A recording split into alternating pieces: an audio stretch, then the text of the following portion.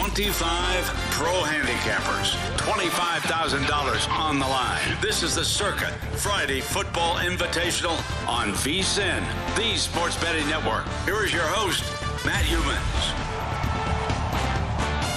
All right, let's kick off hour number 2. It's week 3, Circa Friday Football Invitational. We got a packed sportsbook out here tonight, and Scott Pritchard in studio. What could be better than this? Las Vegas Pro Bettor Scott Pritchard off to a hot start in the contest. And Scott, I noticed that you were tweeting about some of the successes you've had here early in the season. Not bragging, but you were mentioning that you've had a lot of success in the contest. Go ahead and give us a rundown. Right now here in the Circa Friday Football Invitational, you were in a solo second place behind Steve Fezzik, Las Vegas Pro, who's 11-3 against the spread. Scott, you were 9-5, 2-0 on your best bets for a total of 10 points. And you're 1.5 points back of Fezzik, but right there in second place. And again, a top 5 finisher in this contest a year ago. Great to see you. How you doing? I'm doing great. Really enjoy this platform, VSIN. I listen and watch your show on a nightly basis, so it's always fun to be in the studio. Yeah, last year, the first time in the Circa Invitational was in first, second, or third pretty much the entire season. I have the utmost respect for all of the contestants at that time, 16 of us competing for the green jacket. But Tony Gordon took second, good friend, the Mad Russian, highly entertaining, a rock star as well. But yeah, I liked last year 13-5 on best bets, and I like that this year it's worth 1.5 points. I'm off to a 2-0 start, so we'll see if it comes into play. Yeah, last 2 years in this contest, the best bet record was for tiebreaker purposes only, and it actually came into play in 3 cases in the first season. It was pretty critical. Last year, didn't really matter. Chris DeBear-Felica had, I believe you and Chris had the top best bet records. This year, the best bet, a winner is worth 1.5 points instead of 1 point, and you're off to a 2-0 start there. Scott Pritchard, if you follow him on Twitter, like millions of others, at Pritchard Wins, tweeted today, knocked out of the Circa Survivor contest.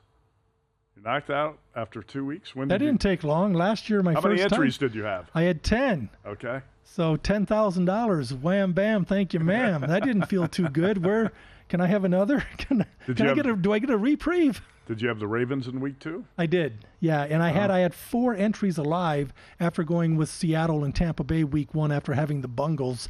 But I have to tell you that I stand by my decision. In retrospect, it's easy to say, gosh, I maybe should have had 3 with the Ravens and 1 other team. But the fact of the matter is, I'd rather talk about the other contests where I'm kicking butt right now. We're going to get to that next. So Scott also tweeted you're in first place in the Westgate Super Contest at 9-1. First place in the Golden Nugget Ultimate Football Challenge at 11-3. Second place in this contest. And you're also 8-2 in the Circa Million contest, so you are off to a great start.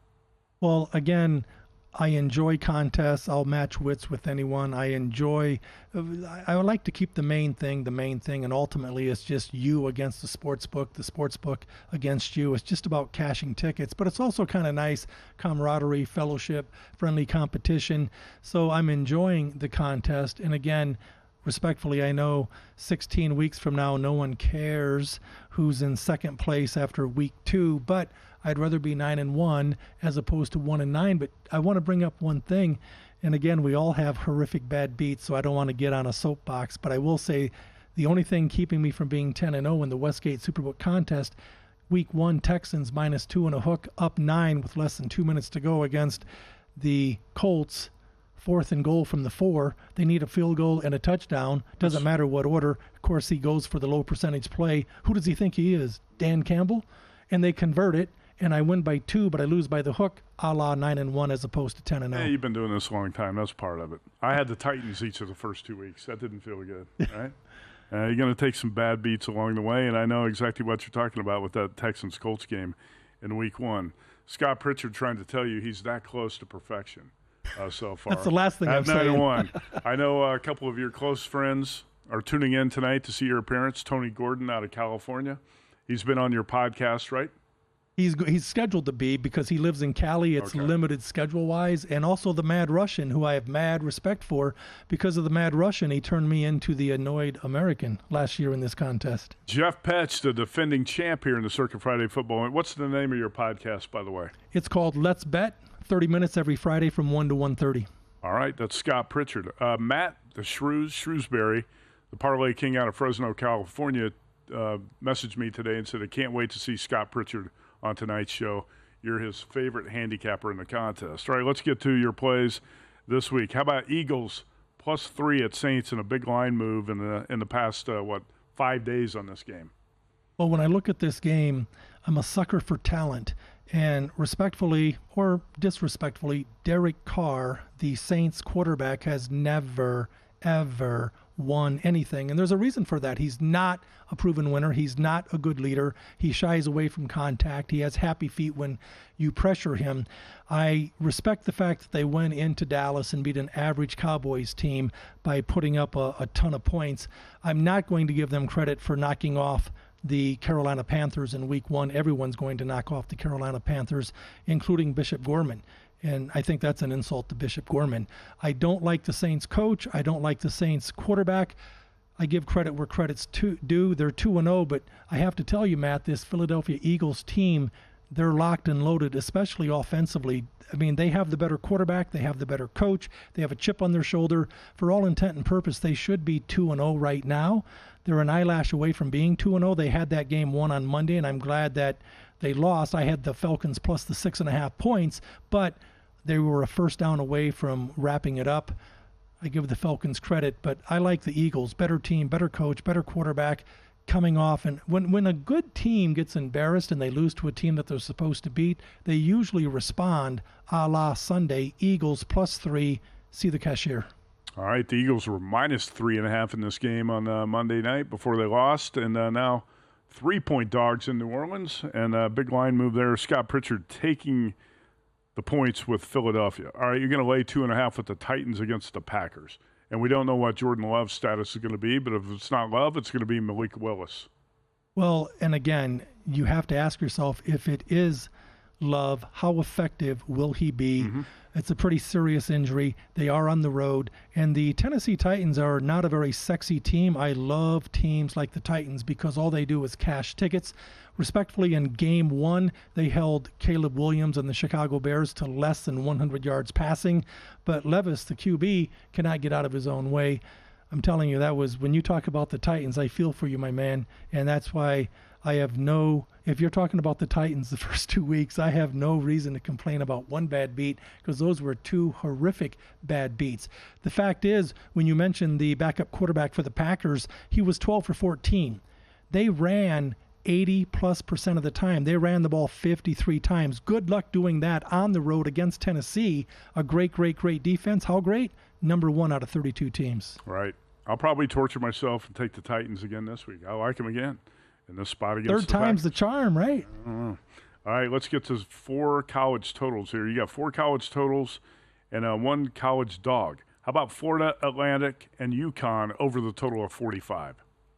Yeah, I look at this game with Florida Atlantic. The game goes tomorrow at 4 o'clock. But the fact that they knocked off Florida International by a score of 38-20 as 3.5-point favorites, I think when you look at this total, 45, somewhat of a key number, 37, 41, 44, 38, 45. When it comes to these totals, it's a little bit of a key number, and I think 45 is a bit low.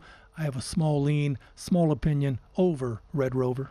All right, this Ole Miss Rebels team, Lane Kiffin's offense putting up big numbers. Jackson Dart, the quarterback. You're going to play Georgia Southern, Ole Miss over 68.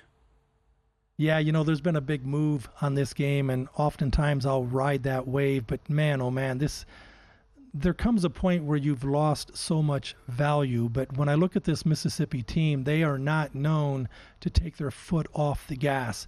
They will score, and when they're done scoring, they're going to run it up. So I think 68. I mean, I can't play over 68, but I feel it's going to go over before it's going to go under. Okay. You can't play over 68? What do you mean by that? Well, what I mean, why would I lay over 68 when earlier in the week it was 64?